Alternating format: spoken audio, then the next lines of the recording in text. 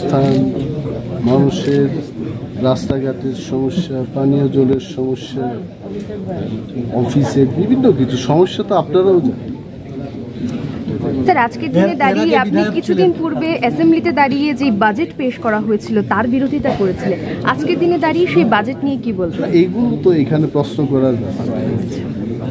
এখনো আমি যা যা আমার বক্তব্য ছিল এটা ক্যাবিনেটে বলবো কি আছে। অনিমেষ বাবু 1 ঘন্টা আগে পর্যন্ত আপনি বিরোধী দলনেতা ছিলেন, 1 ঘন্টা পর মন্ত্রী, মানে এই বিরলতম ঘটনা নিয়ে কি বলবেন? না, এটা তো অনেকের ক্ষেত্রেই হয়।